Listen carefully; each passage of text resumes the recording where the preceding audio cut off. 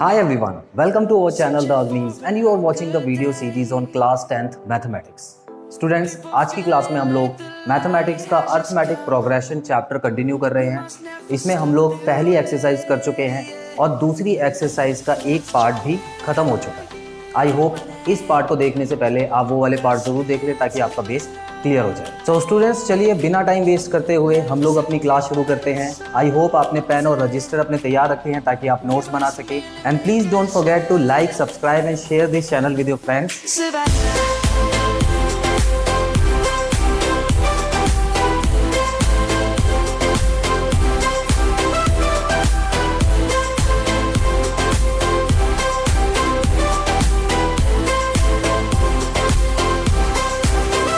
तो स्टूडेंट्स, जो दूसरी एक्सरसाइज है वो दो पार्ट्स में बटी हुई है। एक पार्ट हम ऑलरेडी कर चुके हैं। देखिए, जो इजी क्वेश्चन थे, इजी लेवल के क्वेश्चन, वो हम लोगों ने ऑलरेडी पिछले पार्ट में कर लिए हैं। इस पार्ट में हम सेम एक्सरसाइज के ही कुछ नए तरीके के क्वेश्चन करते हैं। तो चलिए स्टूडेंट्स, स्टार्ट करते हैं आपकी बुक के एग्जाम्पल नंबर 5 से। एनसीईआरटी बुक का एग्जाम्पल नंबर 5 है। यहाँ पर हम देख सकते हैं, determine the AP whose third term is 5 and seventh term is 9। देखिए स्टूडेंट्स, यहाँ पर आपको क्वेश्चन में एपी खुद बनाना है। अभी तक तो क्या होता था कि आपको एपी दिया होता था क्वेश्चन में, लेकिन अब आपको खुद एपी बनाना है। तो ये क्वेश्चन इसीलिए थोड़े अलग लेवल का क्वेश्चन है। तो देखते हैं इसमें कैसे होगा। याद रखिए स्टूडेंट्स, मैंने आपको पहले की क्लास में एक फॉर्मूला बताया था जिसमें जो पहली संख्या होती है वो तो ए ही होती है, और जो सेकेंड टर्म होती है उसको हम निकाल सकते हैं ए प्लस डी करके, जो आपको डिफरेंस दिया हो। उसी तरह अगर हम थर्ड टर्म निकालना चाहे तो a प्लस 2d हो जाता है, और अगर फोर्थ टर्म निकालना चाहे तो a प्लस 3d हो जाता है। तो यहाँ पे एक पैटर्न बनता है स्टूडेंट्स। अब ये पैटर्न आप देख सकते हैं कि यहाँ पर जो नंबर गिवन है उससे एक नंबर कम यहाँ पर होता है। ये वो वाला फॉर्मूला ही आप कह सकते हैं जिसमें n यहाँ पर दिया होता है और यहाँ पे n-1 हो जाता है। देखिए n-1 हो चुका है। तो इस फॉर्मूले का यूज करना है यहाँ पर। सो स्टूडेंट्स, यहाँ पे क्वेश्चन में दिया हुआ है कि अगर जो फिफ्थ टर्म है, सॉरी जो थर्ड टर्म है वो है 5, जो थर्ड टर्म है वो है 5, तो हम इसमें क्या लिख सकते हैं कि a3 इज इक्वल टू 5, ये क्वेश्चन में दिया हुआ है, और a7 इज इक्वल टू 9, ये क्वेश्चन में दिया हुआ है। सेवंथ टर्म जो है वो 9 है। तो हम यहाँ पे क्या कर सकते हैं, हमको एक और चीज पता है कि a3 की जो वैल्यू है वो a प्लस 2d भी लिख सकते हैं हम लोग। क्या ये बात सही है? a3 की जो वैल्यू है वो a प्लस 2d लिख सकते हैं। तो a3 की जगह अगर मैं ये वाली वैल्यू लगा दूं जो क्वेश्चन में गिवन है, तो यहाँ पे एक इक्वेशन बन जाती है जो कि है a प्लस 2d। ये हो गई हमारी इक्वेशन 1। उसके अलावा अगर इससे हम लोग एक इक्वेशन बनाने की कोशिश करें तो ये हो जाए a प्लस 6d। तो a प्लस 6d और a7 को रिप्लेस कर दे 9 से, तो यहां पर a प्लस 6d जो कि हमारी एक दूसरी इक्वेशन बन गई है। अब आपको बहुत अच्छी तरह आता होगा कि दो इक्वेशंस को किस तरह से सॉल्व किया जाता है। तो स्टूडेंट्स, फिलहाल मैं क्या करूंगा, दोनों इक्वेशंस को सबट्रैक्ट कर दूंगा एक दूसरे में से। तो आपका जो a की वैल्यू है, देखिए a कट जाएगा और जो d की वैल्यू है वो निकल जाएगी। तो देखते हैं ये किस तरह से होगा। तो सबट्रैक्टिंग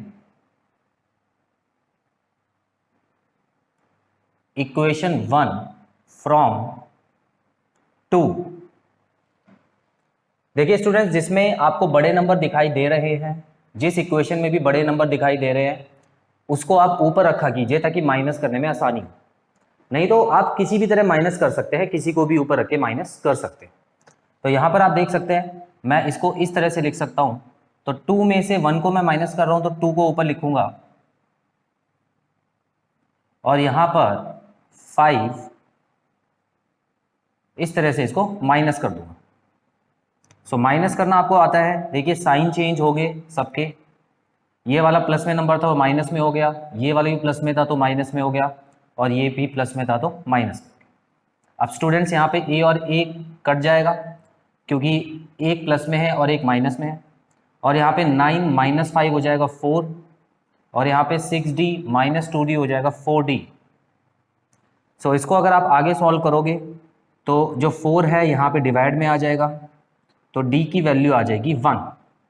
सो यहाँ पर हम लोग d की वैल्यू निकाल चुके हैं।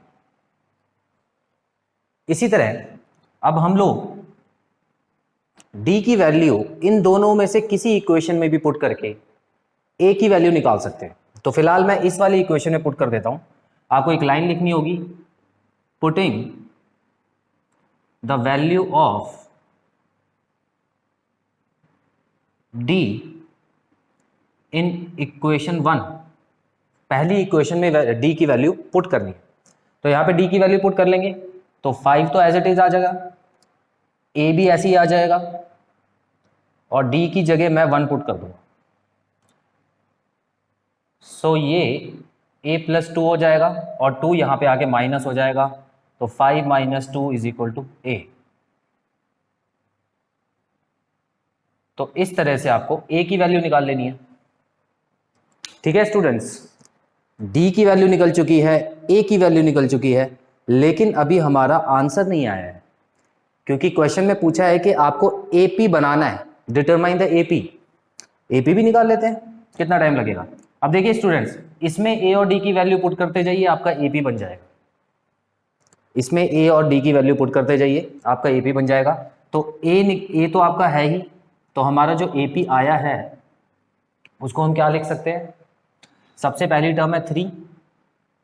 अब इसमें a और d की वैल्यू पुट कर दो। सो इसमें जब a और d की वैल्यू पुट होगी तो हो जाएगा 3 + 1 जो कि हो गया 4। अब इसमें a और d की वैल्यू पुट करेंगे तो ये हो जाएगा 3 + 2 ब्रैकेट में 1 जो कि हो गया 5 डॉट डॉट। लास्ट टर्म निकालने की जरूरत नहीं है, क्योंकि AP आपको निकालना था, तो AP की लास्ट टर्म नहीं पूछी है इन्होंने। अच्छी बात यह है। तो आई होप ये वाला क्वेश्चन क्लियर है। ये नए तरीके का इसलिए है क्योंकि आपको इसमें AP निकालना है। चलिए बढ़ते हैं एक्सरसाइज के क्वेश्चन की तरफ। एक एग्जाम्पल तो हम लोगों ने कर लिया है। अब यहाँ पर क्वेश्चन में एक नए तरीके का क्वेश्चन आपको नजर आएगा। ये आप देख सकते हैं, find the missing term of AP। आपको AP दिया हुआ है, लेकिन आपको 2 ऐसी प्लेसेस हैं जो खाली दी हुई है, आपको इनको भरना है। तो देखिए यहाँ पर किस तरह से आप कर सकते हैं इस क्वेश्चन को। यहाँ पे सेकेंड टर्म और फोर्थ टर्म आपको दी हुई है, आपको फर्स्ट टर्म और थर्ड टर्म निकालनी है। तो स्टूडेंट्स याद रखिएगा, जब भी कोई AP बनाना होता है या जब भी कोई AP के बीच के नंबर्स भरने होते हैं तो उसमें आपको 2 चीज़ों की ज़रूरत पड़ती है, एक A और एक D। अगर A और D की वैल्यू आपको पता है तो बड़े आराम से आप आंसर निकाल सकते हैं। तो देखिए हम लोग बिल्कुल पिछले क्वेश्चन की तरह ही इसमें करेंगे। यहाँ पर आपको जो A2 है वो दिया हुआ है, A2 की वैल्यू आपको दी हुई है जो कि है 13, और यहाँ पर आपको A4 की वैल्यू भी दी हुई है 3। आपको देख के ही पता लग रहा होगा कि ये जो AP है वो डिसेंडिंग ऑर्डर में जा रहा है, नीचे की तरफ जा रहा है। तो जब भी AP नीचे की तरफ जाता है तो जो D आता है वो हमेशा माइनस में आता है। तो स्टूडेंट्स यहाँ पर मैं इसको A2 को A + D भी लिख सकता हूँ, जैसे कि फॉर्मूले में पता है हम लोगों को। अब A2 की वैल्यू 13 से चेंज करके यहाँ पर A + D मैंने निकाल दिया, तो ये बन गई मेरी एक इक्वेशन। इसको इक्वेशन 1 मान लेते हैं। उसी तरह अगर इसको मैं आगे सॉल्व करूं तो इसको लिख सकता हूं A4 = A + 3D, और A4 की वैल्यू है 3 = A + 3D, और इसको मैं इक्वेशन 2 मान सकता हूं। तो आप यहां पे देख सकते हैं 2 इक्वेशन पिछली बार की तरह बन चुकी है। अब इसको सब्ट्रैक्ट कर लीजिए, तो सब्ट्रैक्टिंग इक्वेशन 2 फ्रॉम 1, तो इक्वेशन सेकंड को 1 में से माइनस करने के बाद मैं क्या करूंगा, 1 को ऊपर लिख लेता हूं, 13 = A + D, और ये वाली इक्वेशन को यहां लिख देता हूं = A + 3D। इसके साइन चेंज होंगे जब ये माइनस होगा।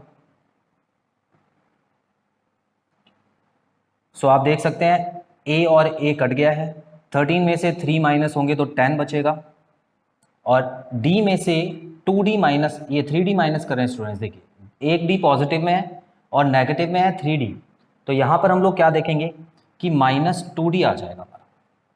तो इसको अगर हम आगे सॉल्व करेंगे तो ये 10/-2 हो जाएगा डिवाइड में, तो इसको काटने के बाद आ जाएगा आपका -5, तो d की वैल्यू जो है वो आ गई आपकी -5। ठीक है स्टूडेंट्स, अब d की वैल्यू आ चुकी है, तो बड़े आराम से हम लोग क्या करेंगे, हमको क्या निकालना है, a की वैल्यू निकालनी है, इसमें पुट कर दो। ठीक है, दोनों में से किसी में भी पुट करोगे आंसर आपका सेम आएगा। तो फिलहाल मैं इक्वेशन 1 में पुट कर रहा हूं, लाइन लिखनी होगी, putting value of d in equation 1, d की वैल्यू इक्वेशन 1 में पुट करने के बाद मैं यहां पे लिखूंगा 13 is equal to a plus -5, a plus -5 put करिएगा स्टूडेंट्स यहाँ पे। ओके, अब -5 को जब हम सॉल्व करेंगे तो ये ब्रैकेट खुलने के बाद माइनस हो जाएगा, और जब -5 को हम इस तरफ भेजेंगे तो ये +5 में कन्वर्ट हो जाएगा। सो ये आ गया आपका 23। क्या कर रहा है, तो ये आ गया आपका 18। सो देखिए स्टूडेंट्स, a की वैल्यू आ चुकी है 18, तो यहां पे आप पुट कर सकते हैं 18, और अब हमको निकालनी है a3 की वैल्यू। किसी की भी वैल्यू आप निकाल सकते हैं बड़े आराम से। a3 का फॉर्मूला क्या होता है, a प्लस 2d। अब a3 की वैल्यू के लिए आपको क्या करना है, a की वैल्यू पुट कर दो जो कि आ गई है 18, और 2d डिफरेंस है -5, सो ये 18 माइनस 10 हो जाएगा मल्टीप्लाई होके, और जो a3 है उसकी वैल्यू आ जाएगी 8। इसी पैटर्न को यूज करके हम लोग सीरीज को फिल भी कर सकते हैं और एपी को बना भी सकते हैं। तो आई होप ये वाला क्वेश्चन भी आपको क्लियर है। तो चलिए स्टूडेंट्स, अगला क्वेश्चन देखते हैं जो कि एक्सरसाइज का 9th क्वेश्चन है। ये भी इंटरेस्टिंग है। इसमें आप देख सकते हैं, if the third and 9th term of AP are 4 and -8। वही पहले की क्वेश्चन की तरह आपको दो टर्म दे दी गई हैं। Which term of AP is 0। यहां पर एक नई चीज ये पूछी गई है कि 0 कौन सा टर्म होगा। तो स्टूडेंट्स देखिए, पिछली एक्सरसाइज में हम लोगों ने ये बात की थी कि जब भी हमको an दिया होता है तो n हम निकाल सकते हैं, n की वैल्यू बड़े आराम से निकाल सकते हैं। उसी तरह जब n दिया होता है तो an भी हम आराम से निकाल सकते हैं। तो यहां पर वो पूछ रहे हैं कि कौन सी टर्म 0 होगी। तो इसका मतलब ये आपको फेस वैल्यू दी हुई है और उसने आपसे पूछा है कि प्लेस वैल्यू क्या होगी। मतलब आपको an दिया हुआ है और आपको n निकालना है, कौन सी कुर्सी पे 0 बैठा होगा। अगर इसका आंसर पॉजिटिव आ जाता है तो इसका मतलब हमारा आंसर सही है, अगर नेगेटिव आता है तो इसका मतलब है कि 0 नहीं होगा। फिर भी हम लोग एक बार देखते हैं कैसे करेंगे इस क्वेश्चन को। सबसे पहले बिल्कुल उसी तरह हमको AP निकालना होगा इसमें, क्योंकि बिना AP निकाले हम लोग आगे नहीं बढ़ सकते। तो AP बिल्कुल उसी मेथड से निकालेंगे हम लोग। क्वेश्चन में A3 दिया हुआ है 4 और A9 दिया हुआ है -8। तो A3 के साथ साथ मैं क्या लिख सकता हूँ, a प्लस 2d, और A3 की वैल्यू पुट करने के बाद यहाँ पर आ जाएगा 4 is equal to a plus 2d। ये बन जाएगी हमारी एक इक्वेशन। उसी तरह यहाँ पर हम लोग A9 is equal to a plus 8d लिख सकते हैं, और A9 की जगह मैं -8 लगा सकता हूँ, तो ये हो गया a प्लस 8d। ये मैंने सेकेंड इक्वेशन बना दी। अब हम लोग बिल्कुल देखिए ए के हिसाब से चलना है हमको, ए को किसी तरह हटाना है और दोनों प्लस में है तो इक्वेशन को माइनस ही करेंगे। यहाँ कंफ्यूज मत हो जाना कि यहाँ पे -8 दिया गया है तो हमको इसमें क्या करना है या कुछ नया तो नहीं करना, आपको बिल्कुल सेम ही काम करना है इसमें। तो हम लोग क्या करेंगे, सब्ट्रैक्टिंग इक्वेशन 1 फ्रॉम 2, कोई सी भी इक्वेशन कहीं से भी माइनस कर दीजिए, ठीक है। तो 2 में से 1 को माइनस कर रहा हूँ तो ये -8 is equal to a plus 8d, इसको यहाँ पे लिख दिया, और इक्वेशन 1 को 2d यहाँ पे लिख दिया। जब हम माइनस करेंगे तो इन सबके साइन चेंज होंगे, तो ये 4 प्लस में था तो माइनस हो जाएगा, ये सारे माइनस में बदल जाएंगे। तो स्टूडेंट सबसे पहले आप a और a को काटिएगा। अब ये -8 और -4 होता है -12, और 8d -2d हो गया 6d। अब 6 को -12 के पास जब आप भेजेंगे तो आपका आ जाएगा -2। तो यहाँ पे जो आपकी d की वैल्यू आ गई है वो आ गई है -2। और जल्दी से d की वैल्यू को किसी भी इक्वेशन में हम पुट कर लेते हैं तो हमारा a भी आ जाएगा। तो मैं फिलहाल यहाँ पर -2 को पुट कर रहा हूँ, तो 4 is equal to a plus 2 bracket में -2, so 4 is equal to a minus 4, यहाँ जाके ऐड हो जाएगा, 4 plus 4 is equal to a जो कि हो गया 8। सो पहली टर्म भी आ गई 8। अब हम जल्दी से AP बना लेते हैं। अब हमको पता है कि जो फर्स्ट टर्म है वो है 8, उसके बाद जो होता है दूसरी टर्म निकालने के लिए a प्लस डी किया जाता है, तो a प्लस डी करेंगे तो 6 आ जाएगा आपका, ओके, क्योंकि ये माइनस में 2 है तो 8 में से माइनस हो जाएगा। उसके बाद a प्लस 2d करेंगे, तो देखिए माइनस को जब 2 से मल्टीप्लाई करेंगे तो ये -4 हो जाएगा, और 8 में से -4 करेंगे तो 4 हो जाएगा। तो ये हमारा AP बन गया। अब ये क्वेश्चन में पूछा है कि 0 जो है वो कौन सा टर्म है, तो ये आपको an की वैल्यू दी हुई है स्टूडेंट्स, याद रखिएगा। जब भी आपको फेस वैल्यू दी हो तो समझ जाइए कि आपको an की वैल्यू दी है, और आपको क्या निकालना है, an इज इक्वल टू, आपको पता है फॉर्मूला क्या होता है, a plus n minus 1d। ये फॉर्मूला यूज करके आपको n की वैल्यू निकालनी है। तो ठीक है, an की जगह मैं 0 पुट कर देता हूं, आपको पता है क्यों। उसके बाद a की जगह मैं 8 पुट कर देता हूं, n माइनस 1 d की जगह -2 पुट हो जाए। अब देखिए स्टूडेंट्स, ये +8 जो है यहाँ पे जाके माइनस बन जाएगा, तो 0 में से जब भी कोई चीज़ माइनस होती है तो वो माइनस में बन जाती है, तो ये -8 हो गया यहाँ पे, और ये हो गया n माइनस 1 अपॉन -2। मैंने आपको कहा है कि इनको मल्टीप्लाई पहले मत कीजिएगा, बड़ा हो जाएगा क्वेश्चन, तो इससे अच्छा आप -2 को यहाँ पे डिवाइड में भेज दीजिए, -8 अपॉन -2 हो जाएगा, n माइनस 1, माइनस से माइनस कैंसिल हो गया और ये 4 आ गया, तो यहाँ पे हम लिख सकते हैं 4 is equal to n minus 1। अब इसकी वैल्यू जब हम आगे निकालेंगे तो 1 को प्लस में भेज देते हैं, तो n की वैल्यू आ गई 5। तो स्टूडेंट देखिए ये आ गई हमारी प्लेस वैल्यू, प्लेस वैल्यू आ गई हमारी। तो ये जो 0 है ये 5वीं संख्या होगी, 5th टर्म। आप चेक भी कर सकते हैं, देखिए 3 तो यहीं तक हो गए, अब अगली टर्म 2 होगी जो कि चौथी टर्म है, और 5वीं टर्म 0 होगी। तो इसमें देखिए जो आंसर आया है वो एक होल नंबर है, ये नेगेटिव या फ्रैक्शन में होता है तो इसका मतलब 0 नहीं आता इस सीरीज में। तो आई होप ये क्वेश्चन आपको क्लियर है। अगले क्वेश्चन में आपको दिया है the 17th term of an AP exceeds its 10th term by 7।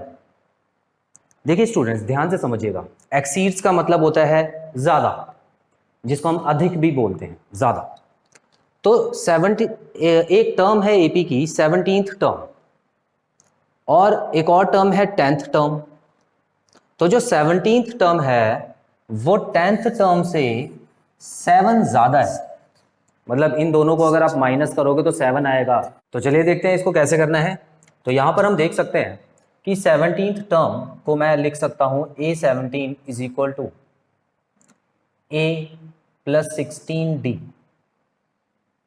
Okay. और दूसरी टर्म जो है a10, इसको मैं लिख सकता हूं a प्लस 9d। तो क्वेश्चन के हिसाब से एक इक्वेशन बनती है जो कि दी हुई है कि a17 में से अगर मैं a10 माइनस करूं तो 7 आएगा।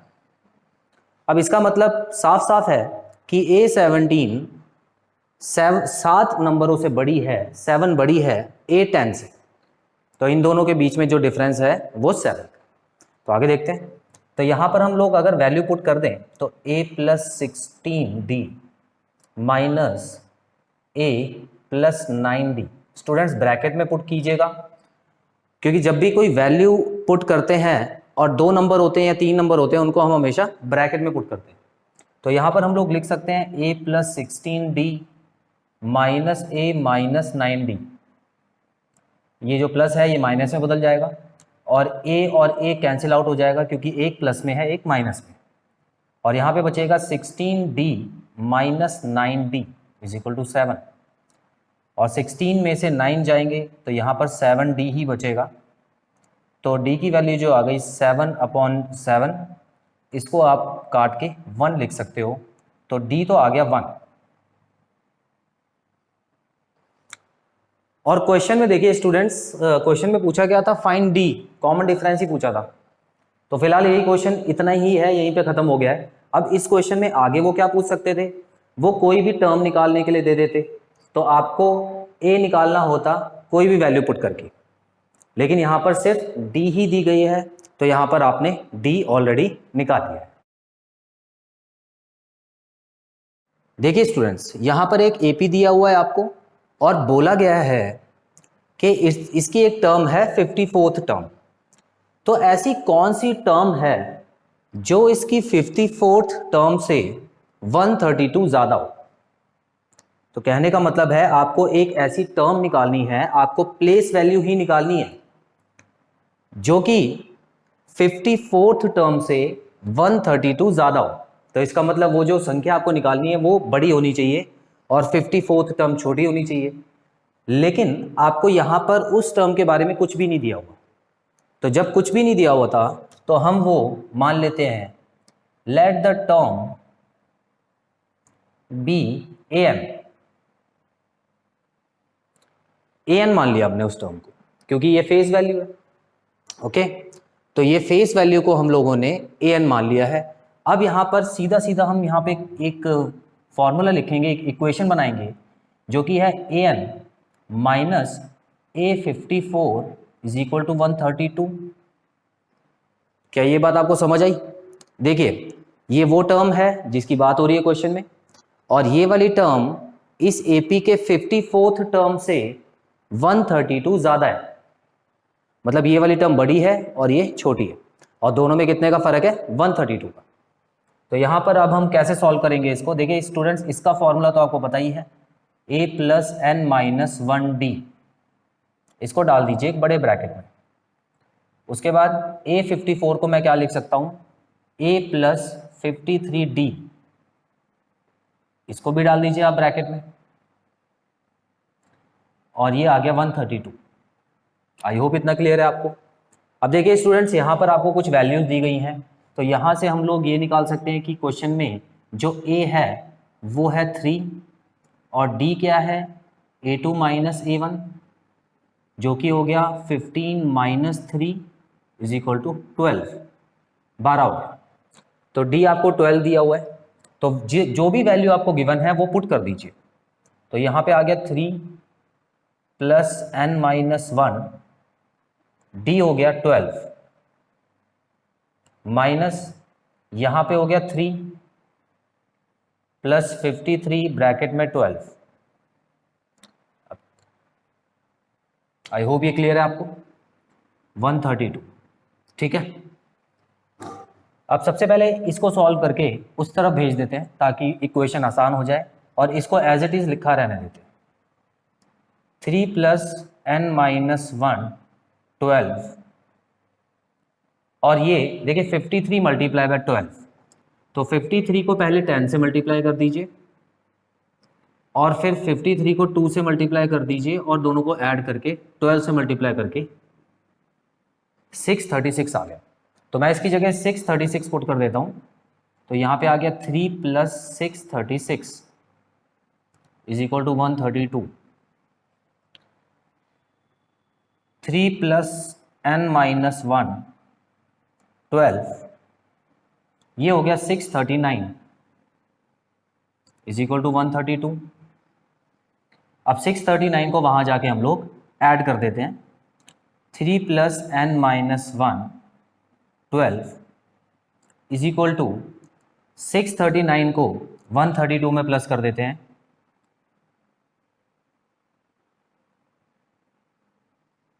ओके, तो इसमें जब हम 639 को 132 में जब ऐड करेंगे तो ये आ जाएगा आपका 771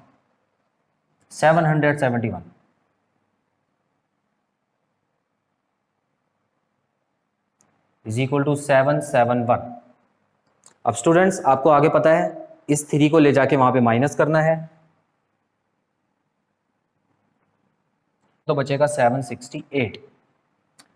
उसके बाद 12 को इससे डिवाइड कीजिए, यहाँ पे आ गया n - 1 is equal to 768 divided by 12, तो यहाँ पे आ गया 7, यहाँ पे 12 से अगर काटें तो 12 6 = 72 और 12 4 = 48।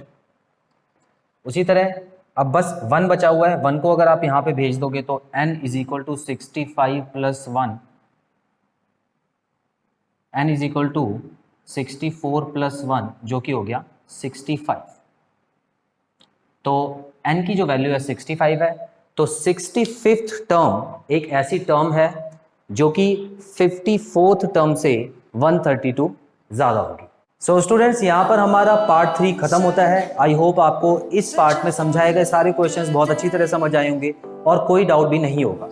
अगर आपको कोई डाउट आता है तो आप कमेंट बॉक्स में मेंशन करके वो डाउट पूछ सकते हैं, मैं उसको ज़रूर क्लियर करूँगा। बहुत जल्द मिलते हैं अपनी अगली वीडियो में। Stay tuned and till then take very good care of yourself. Have a nice time. God bless you. Bye bye.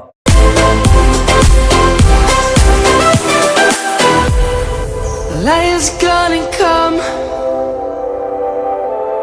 The birds have just begun.